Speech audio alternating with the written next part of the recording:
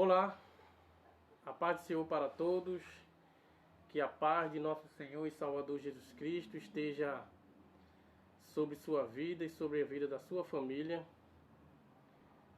Nesta manhã de domingo, uma manhã maravilhosa, agradecemos a Deus por ter dormido ontem e acordado hoje.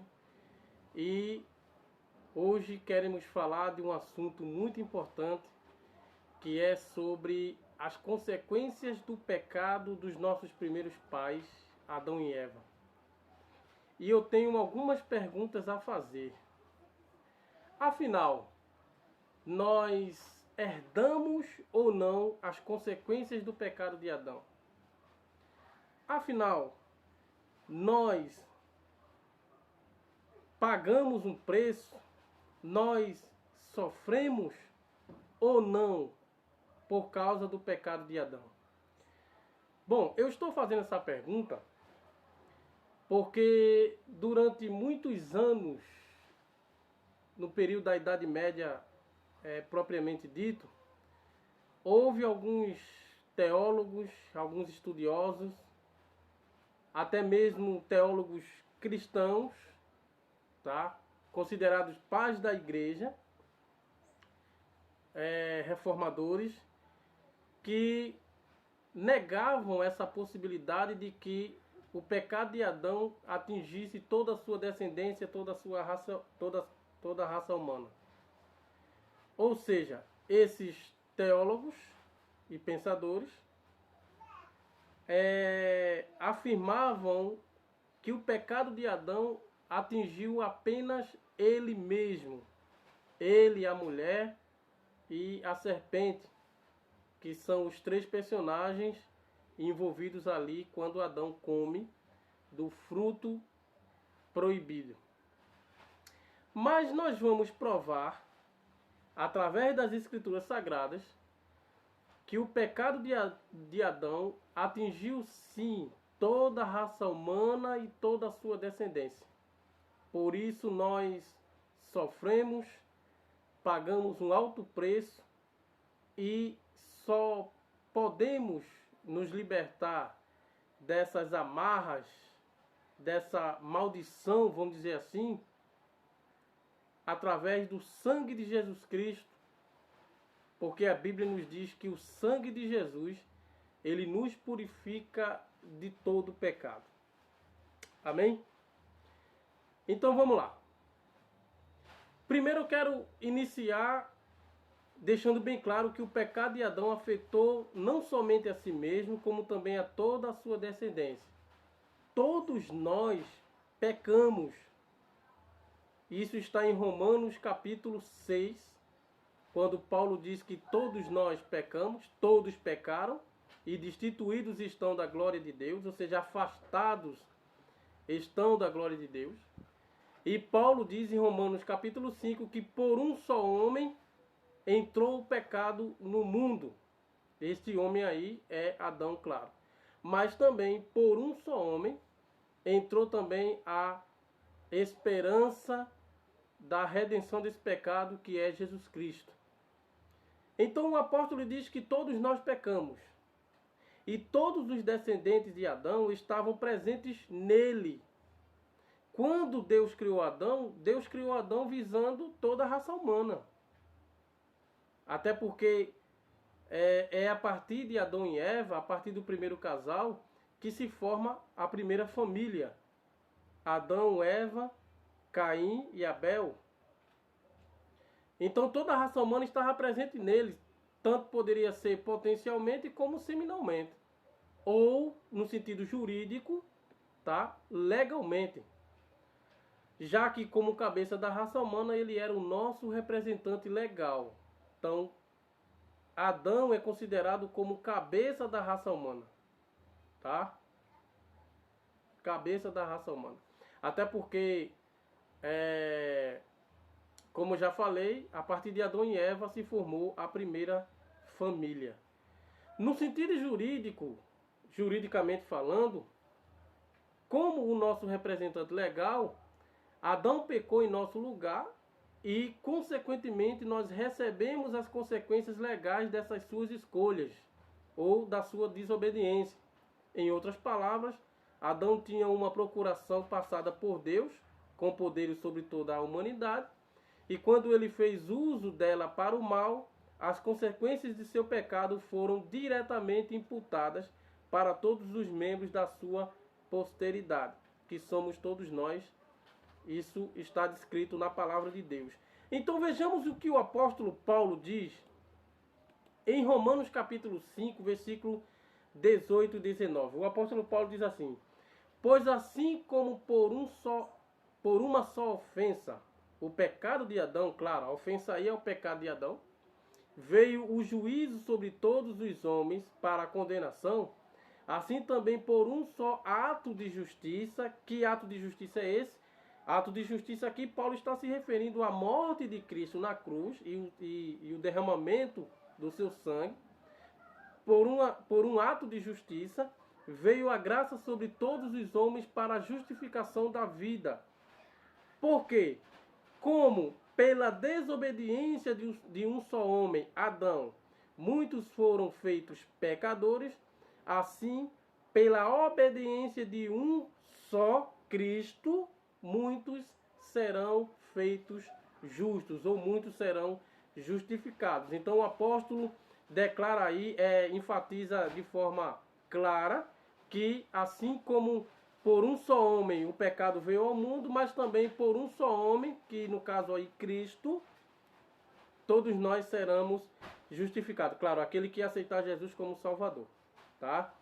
Aleph, sem barulho aí, viu? Como legal, ou judicialmente, as consequências do pecado de Adão foram imputadas para toda a sua descendência natural. Veremos posteriormente que Cristo, o último Adão, isso está em 1 Coríntios capítulo 15, versículo 45, porque Paulo, quando escreve aos Coríntios, Paulo faz uma comparação, uma analogia comparada.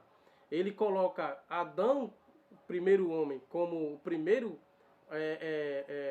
responsável pelo pecado entrar no mundo, mas também ele coloca Cristo como o segundo Adão, e esse sim responsável por purificar o mundo. Ou seja, é aquilo que João Batista, quando olha para Cristo diante de seus servos, dos seus discípulos, diz: eis aí o Cordeiro de Deus que tira o pecado do mundo. Tá? Isso é muito interessante. Aí ele diz que Cristo, o último Adão, revogou o ato do primeiro Adão, tornando todos os seres humanos legal e potencialmente salváveis.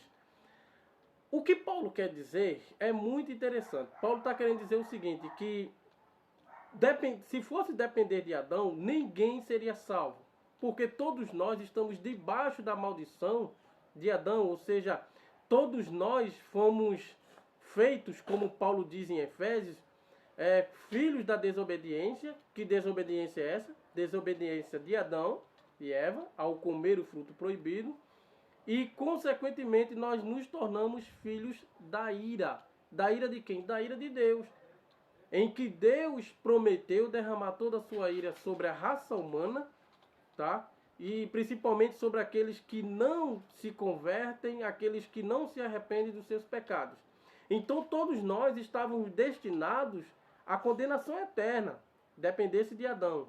Mas, glória a Deus por isso, louvado seja o nome de Deus e de Jesus Cristo, mas Deus enviou o seu amor para que todo aquele que nele crê não pereça, mas que seja salvo. Ou seja, Deus enviou Jesus Cristo para morrer por nós em morte de cruz e nos dá uma oportunidade de purificar todo o nosso pecado. Dessa forma, todos nós permanecemos culpados diante de Deus por causa do que Adão fez em nosso lugar. O seu pecado no lugar da humanidade como um todo foi imputado sobre todos nós. É claro que o conjunto da humanidade, ou os muitos, né? Porque quando Paulo fala aqui, Paulo cita porque todos pecaram. Claro, Paulo está englobando aí toda a humanidade. Paulo não está aí isentando ninguém. Agora, é claro que a gente tem que fazer aqui uma referência a Cristo. Porque todos pecaram, sim, todos pecaram. Mas lembre-se, Cristo é 100% Deus e 100% homem. Sendo ele homem ou nascido de mulher, como homem normal, ele veio a este mundo, mas não pecou. A Bíblia diz que Cristo não pecou nem sequer com suas palavras, nem na sua boca houve engano. Então Paulo engloba toda a humanidade, mas temos que fazer uma exceção aí em relação a Cristo, tá? É muito interessante isso.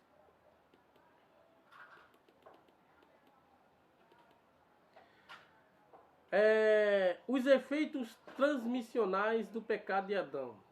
Tá. Aqui nós vamos provar de forma clara, através das Escrituras, que os efeitos transmissíveis do pecado de Adão foi tão desastrosos para nós que mexeu com a nossa vida espiritual diante de Deus. Tá.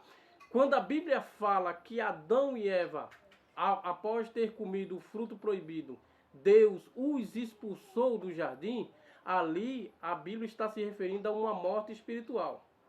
Logo após, o homem passa a morrer materialmente, fisicamente. Então o homem passa a receber aí duas mortes como consequência: a morte espiritual e a morte física. Vamos mais adiante para a gente explicar isso aí. Não foi somente o efeito do pecado de Adão que foi imputado aos descendentes de forma direta e indireta, mas este efeito também foi transmitido aos homens de forma indireta e imediata.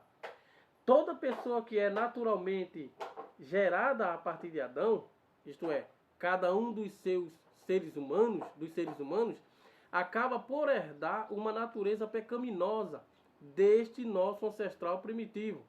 Isto é, às vezes chamado de doutrina de pecado original ou pecado herdado, como já observamos, Paulo afirma. Antes de lermos na Bíblia o que Paulo afirma, temos que traçar uma coisa bem interessante aqui.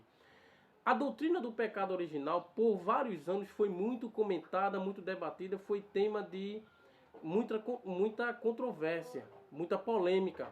Porque até hoje existem igrejas, existem segmentos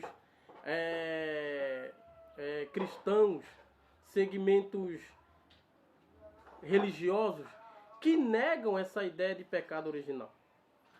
Vou dar um exemplo para você. Os judeus não acreditam na questão do pecado original. Porque para os judeus, o único culpado do pecado de Adão é ele próprio. Para os judeus, nós não devemos receber recompensa pelo pecado de Adão. Por quê? Porque quem pecou foi ele, não nós. Só que aqui nós vamos provar que a doutrina do pecado original está totalmente correta. Porque o pecado original é um pecado herdado por todos nós, vindo dos nossos primeiros pais. E veja o que Paulo diz em Efésios capítulo 2, do versículo 1 a 3. Paulo é enfático categoricamente e diz assim: e vos vivificou, estando vós mortos em ofensas e pecados. Quem vivificou? Quem? Ele está falando aí, está se referindo a Cristo. Foi Cristo quem nos deu uma nova vida. Quando Paulo diz e vos vivificou, Paulo está falando para uma classe de pessoas que estava vivo e por algum motivo morreu. Porque só pode receber vida outra vez quem já estava vivo antes. Então Paulo diz para a igreja de Éfeso, uma coisa muito interessante: e vos vivificou, estando vós mortos em ofensas e pecados, entre os quais todos nós, veja que ele se enquadra também no meio, tá? Ele não coloca só a culpa nos crentes de Éfeso, não. Todos nós também antes andávamos nos desejos da nossa carne, fazendo a vontade da carne e dos pensamentos, e éramos, por natureza, filhos da ira. Da ira de quem? Da ira de Deus. Paulo diz aqui que Deus tinha uma recompensa para dar a toda a raça humana, que era a perdição eterna. Deus ia derramar toda a sua ira sobre a raça humana. Mas Paulo diz aqui, andávamos nos desejos da nossa carne, fazendo a vontade da carne e dos pensamentos, e éramos por natureza. Quando ele diz andávamos e éramos, Paulo está falando de uma situação passada.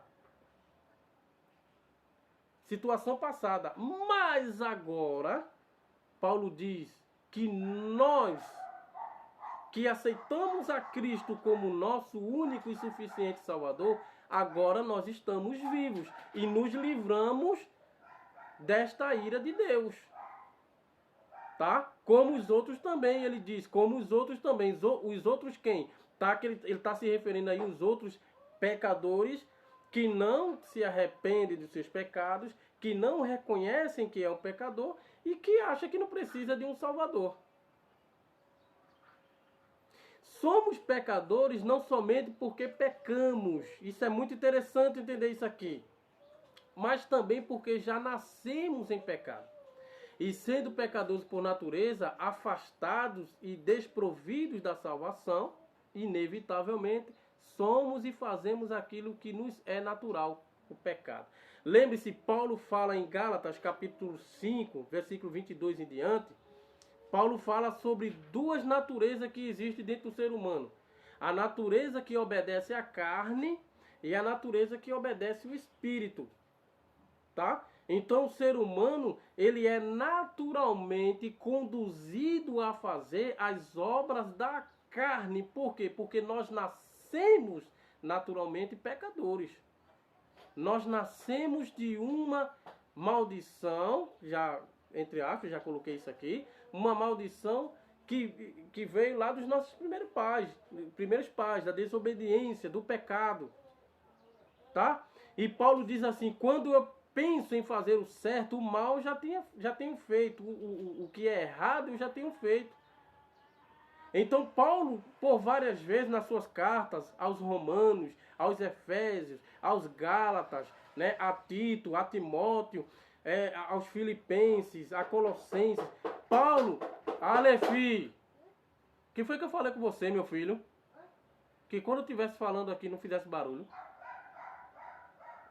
Fica aí sem fazer barulho, por favor. Então Paulo, ele por várias vezes nas suas cartas, ele mostra que dentro de nós existem duas naturezas. E que naturalmente nós só queremos fazer as obras da carne, mas existe também o fruto do Espírito. E aquele que é conduzido a praticar o fruto do Espírito, esse sim vai receber a sua recompensa, que é a salvação eterna. Tá? Então diz, da mesma forma que esta natureza pecaminosa, que é transmitida dos pais para os filhos, é objeto de debates teológicos, substanciais, inquestionável. Entretanto, é o ensinamento bíblico que nos é transmitido. A melhor explicação parece surgir a partir de uma visão tradicionista acerca da origem da alma humana.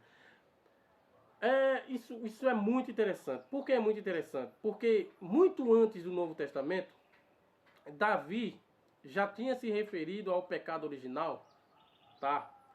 Isso no Salmo 51.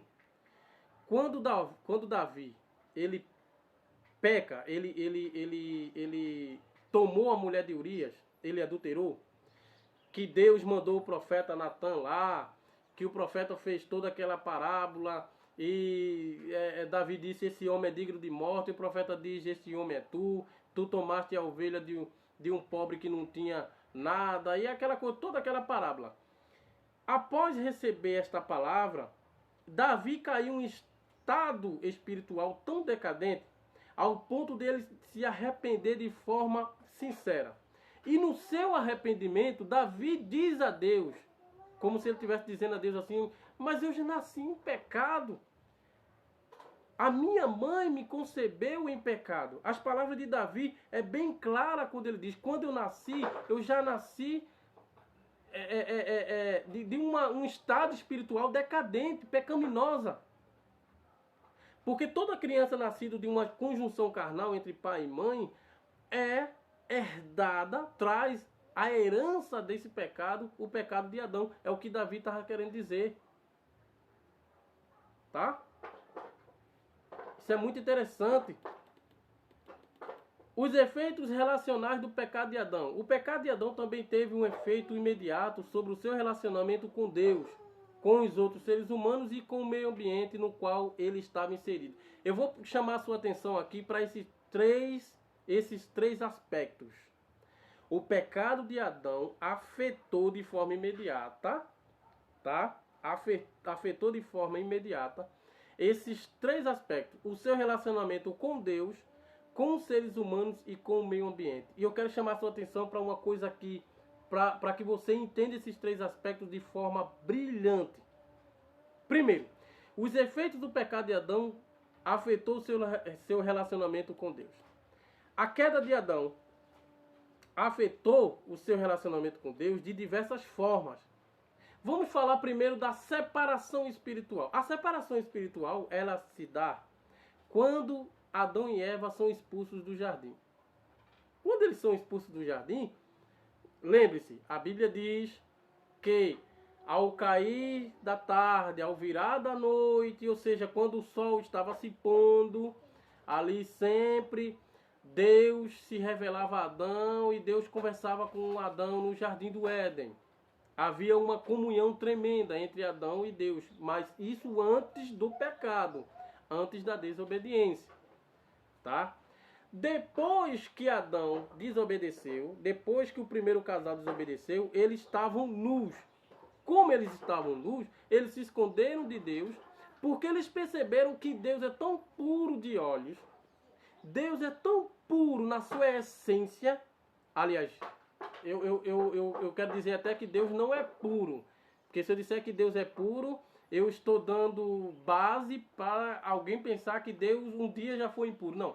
Deus é a pureza em essência. Tá? Deus é a pureza em essência. Então a Bíblia diz que Deus é tão puro de olhos que ele não pode ver o mal, ele não pode ver o pecado. O que acontece? Ao comer o fruto proibido, o casal foi expulso do jardim. E essa expulsão significa aí uma separação espiritual entre o homem e Deus. A morte é uma separação e a morte espiritual é uma separação espiritual de Deus. Consequentemente, em função da morte espiritual que ocorreu no exato momento em que ele pecou, Adão perdeu o seu relacionamento com Deus. De igual modo, como já vimos, todos os seus descendentes estão naturalmente mortos em ofensas e pecados. Efésios 2:1. Assim, se não houver um novo nascimento, em João 3:3, Jesus conversa com Nicodemos. Você lembra? João 3:3, Jesus está, Jesus está conversando com Nicodemos.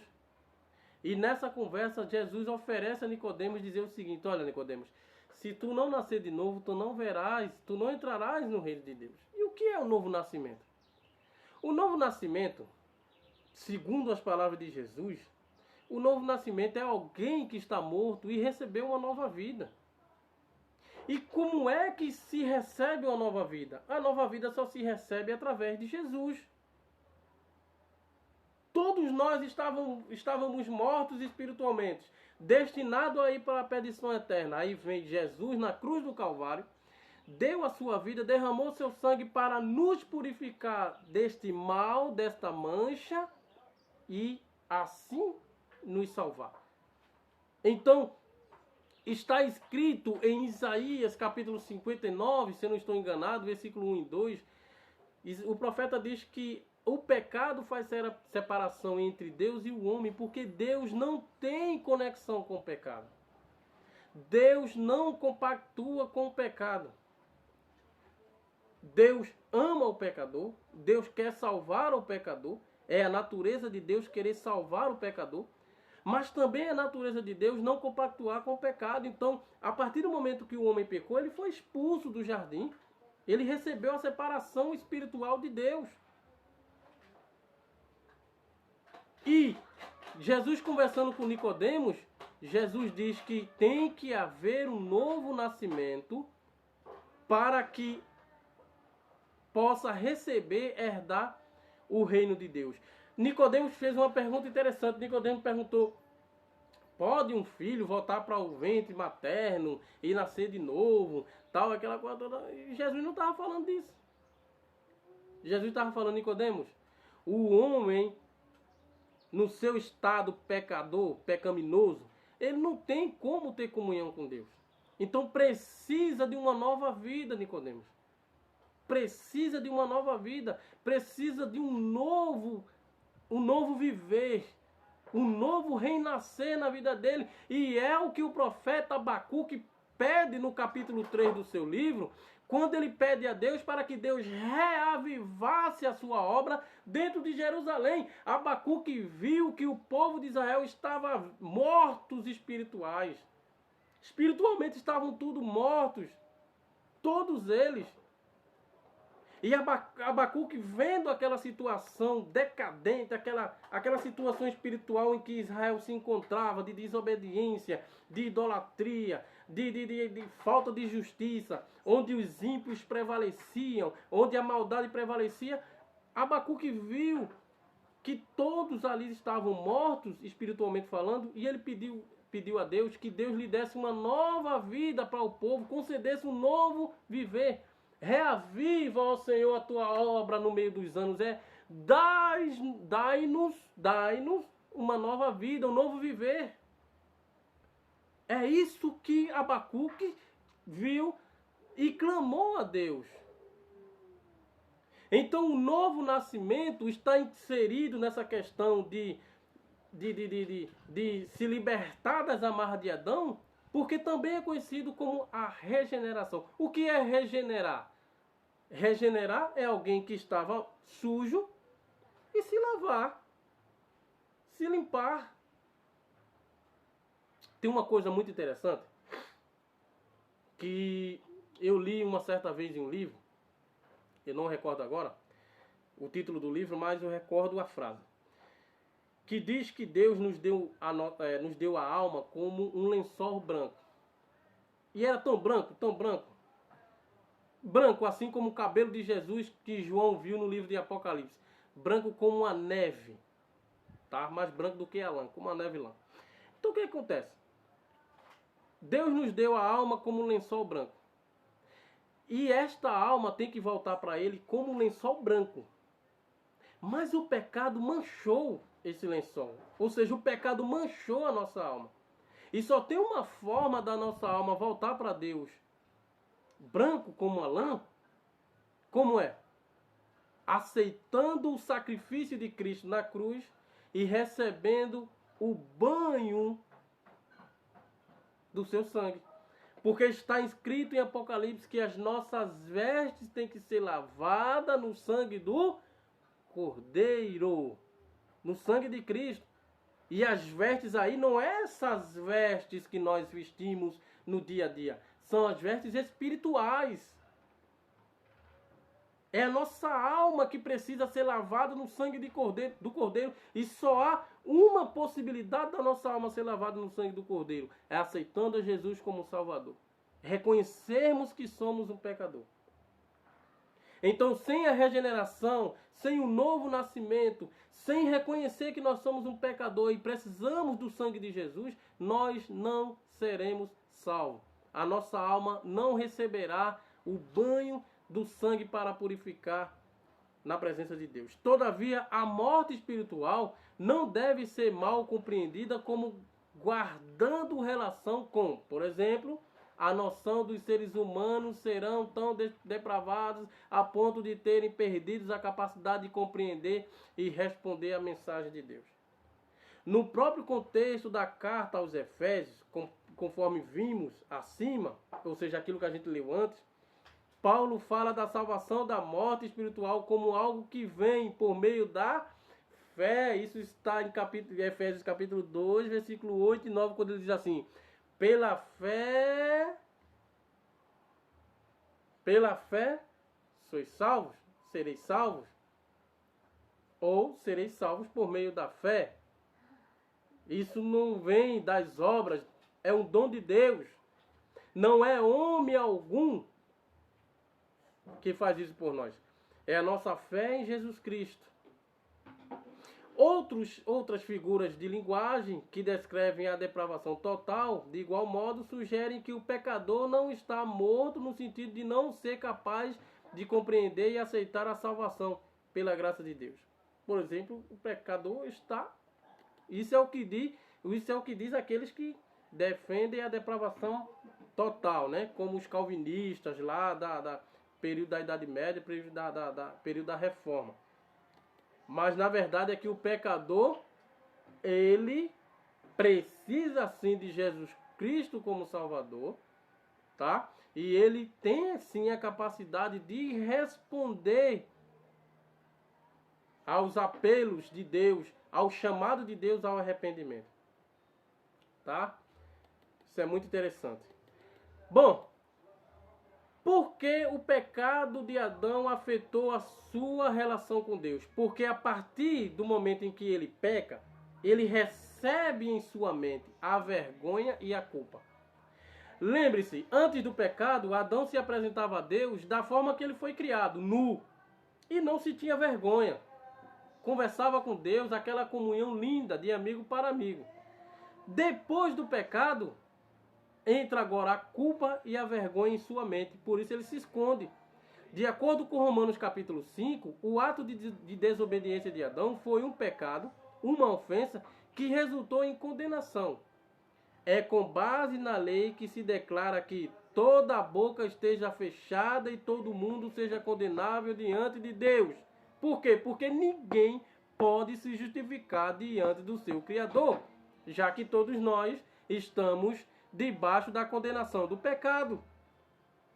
Portanto, o pecado de Adão trouxe a culpa sobre ele, bem como a vergonha que ele expressou por consequência dela. E preste atenção, todos nós quando pecamos, essa culpa vem na nossa mente ou não?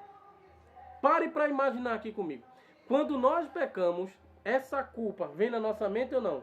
É a consciência, é o Espírito de Deus falando à nossa consciência. Vai lá na nossa mente, na nossa consciência e fala: olha, você errou, você pecou, não era para ter feito assim, não era para ter feito isso.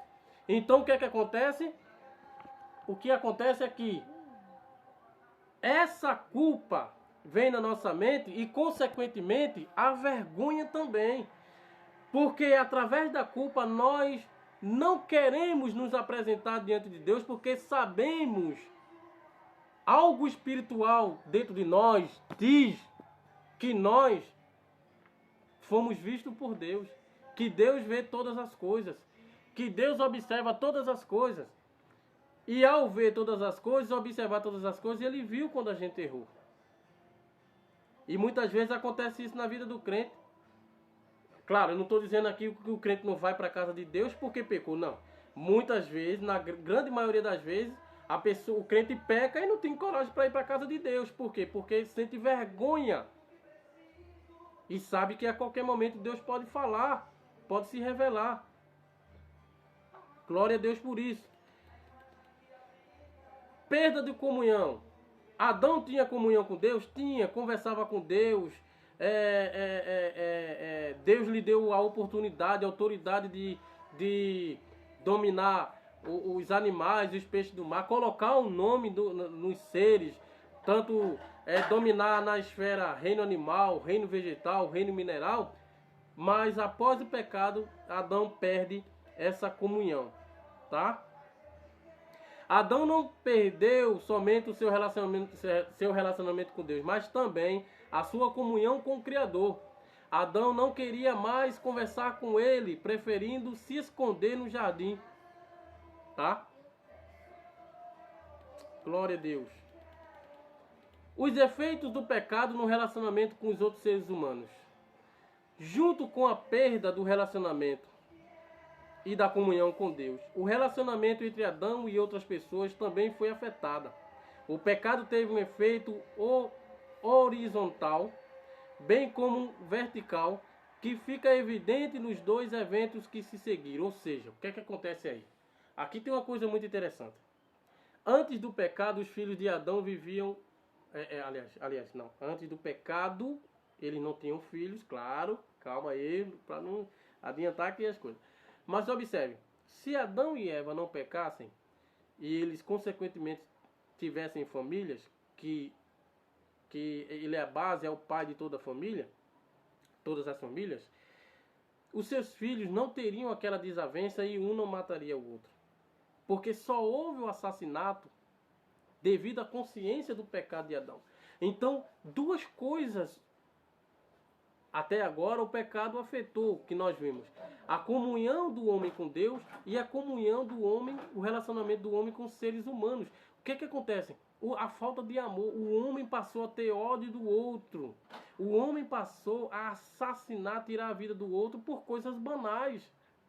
Não há mais amor, afeto, não há mais, vamos dizer assim, aquele desejo de estar próximo um dos outros, comemorando, comendo, se alegrando.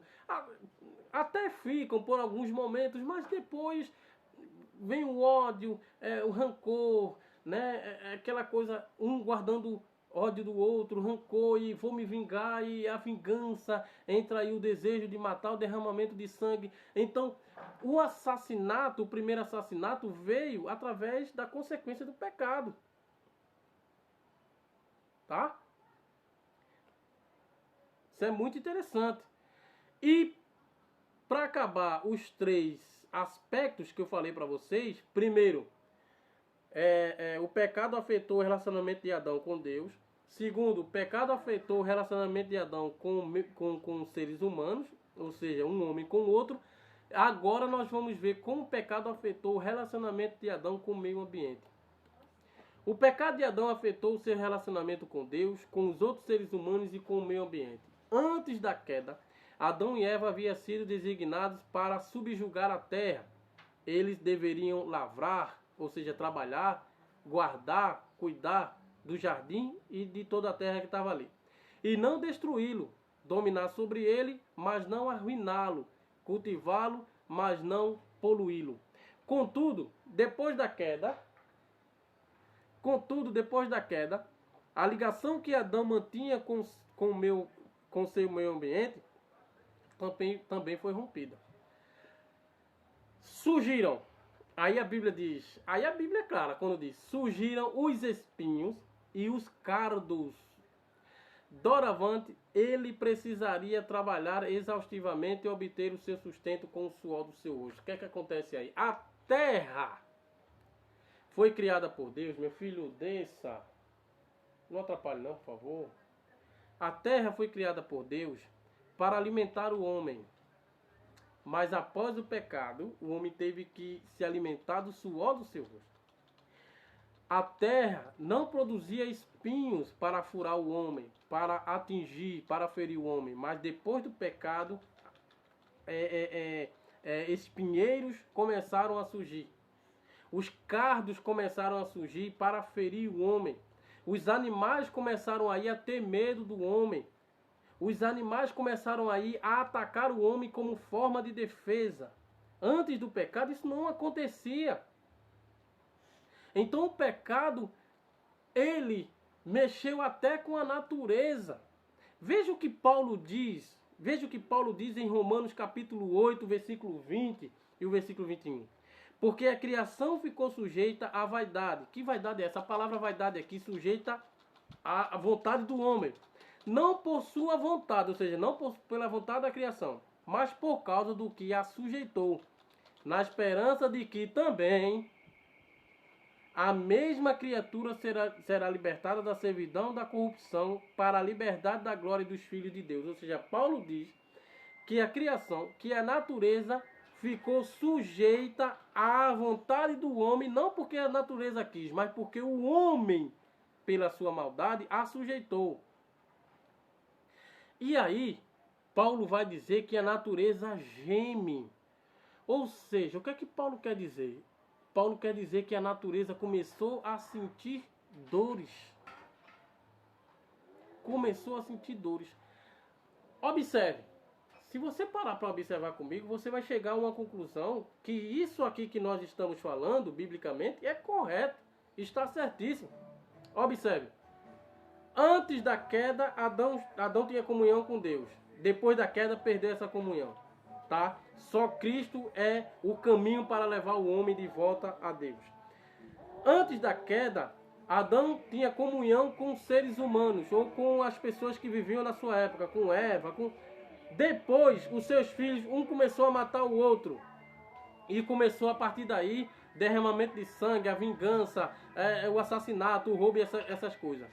Antes da queda, Adão cuidava da terra, a terra alimentava Adão, a terra era amiga de Adão, a natureza era amiga, companheira de Adão. Mas depois da queda, o que é que acontece agora? A terra come um homem, porque quando nós morramos, nosso corpo volta para o barro.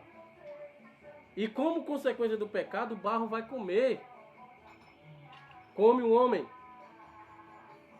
Tá?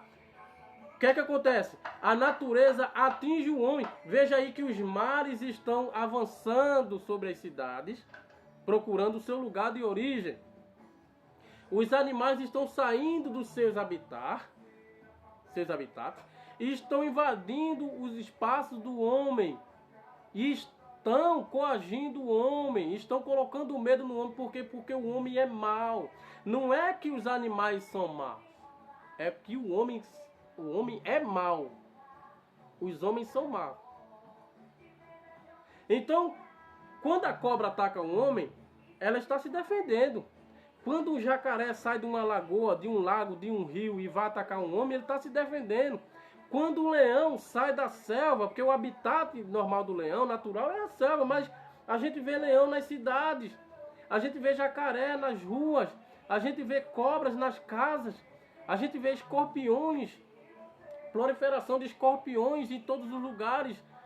Por quê? Porque o pecado fez com que o homem se tornasse inimigo dos animais. Mas antes não era assim. Então, Paulo vai dizer que a natureza geme, o meio ambiente sofre com o pecado humano, porque o pecado leva o homem a desobedecer a Deus, a matar o seu semelhante e acabar com a natureza. Você está vendo não que a Amazônia sendo destruída aí por gananciosos, pessoas que querem, porque querem aí ganhar dinheiro com a terra, os indígenas sendo expulsos da sua terra natural, né, da sua moradia, dos seus habitats. Então tudo isso é consequência do pecado.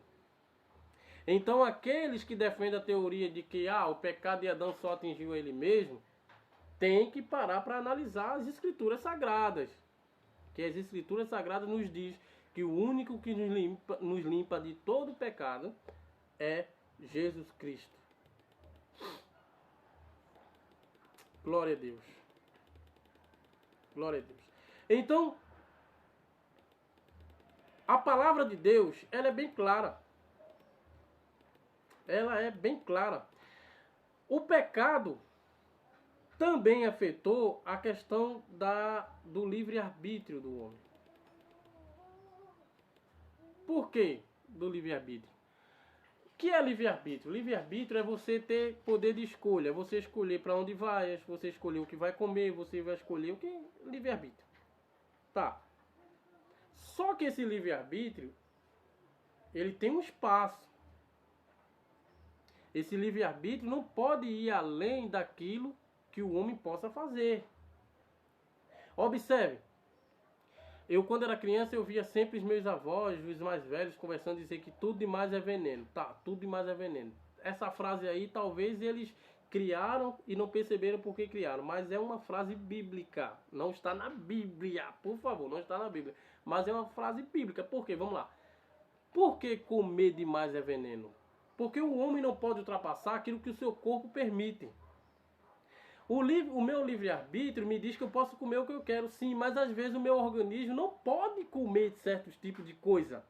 Então, se eu como aquilo que o meu organismo não suporta, eu vou morrer. Então, tudo demais é veneno. Até água, se você tomar muita água, você passa mal, você é capaz de você morrer. Você comer demais, é a tal da gula, que é pecado, você pode morrer. Você ir para um lugar onde você é proibido chegar, tá, você está livre na sua consciência, o livre-arbítrio diz que você pode ir para lá, mas talvez você tenha sido proibido por alguém que está lá. Então você vai lá, chega lá, morre. Então esse livre-arbítrio tem um espaço, tem um limite. Então o pecado afetou até o livre-arbítrio do homem. Existem também os efeitos do pecado sobre a graça comum. Aí aqui é maravilhoso. Aqui é maravilhoso.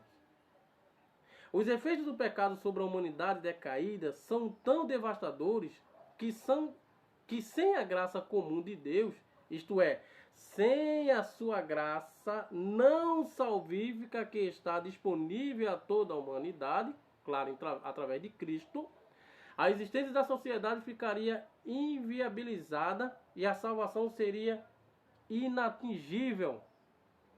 Ou seja, sem a graça ninguém chegaria à salvação.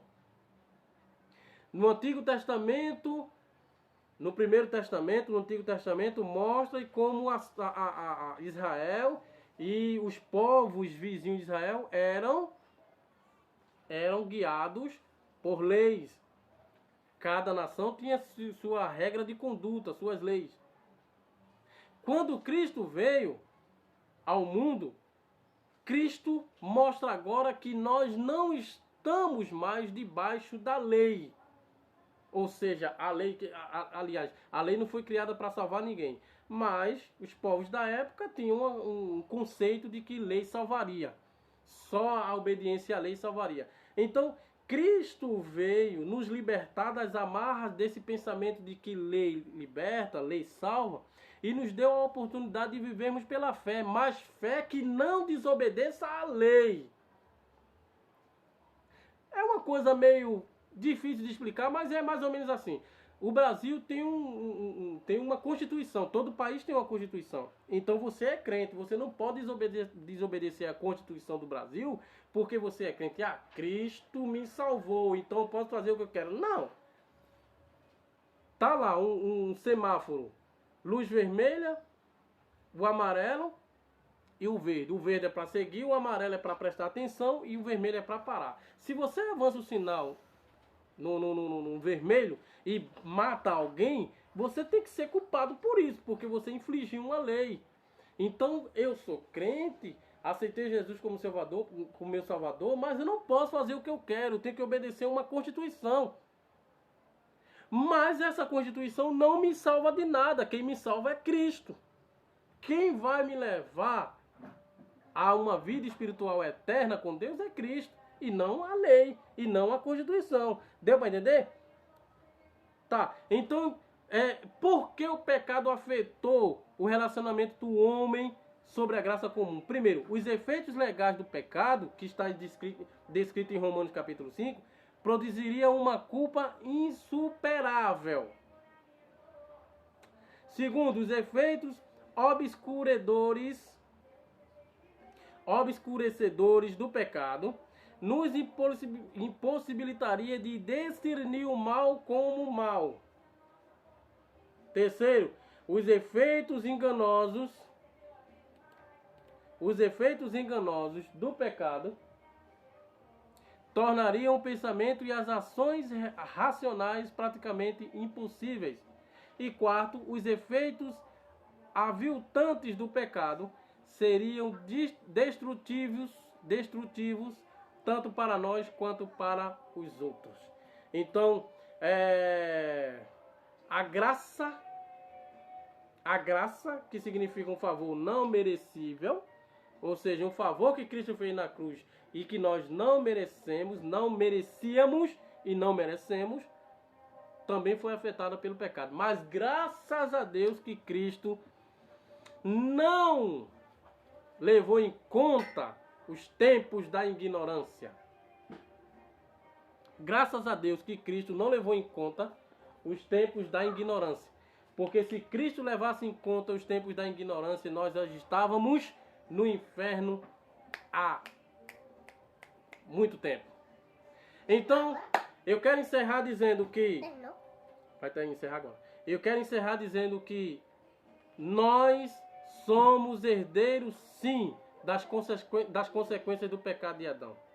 Eu quero encerrar dizendo que essa teoria de que o pecado de Adão só atingiu a ele, as Escrituras mostram claramente que não.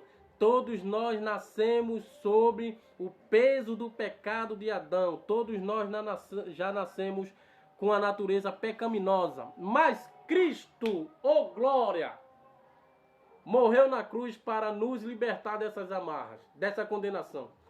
E como disse João Batista, vou repetir: eis aí, apontando para Cristo, o Cordeiro de Deus que tira o pecado do mundo. E está escrito em Apocalipse que as nossas vestes, bem-aventurados, são aqueles que lavam as suas vestes no sangue do Cordeiro, porque só o sangue de Cristo é quem nos liberta de todo pecado. Que Deus nos abençoe a todos, em nome de Jesus, e fique com Deus. Até a próxima.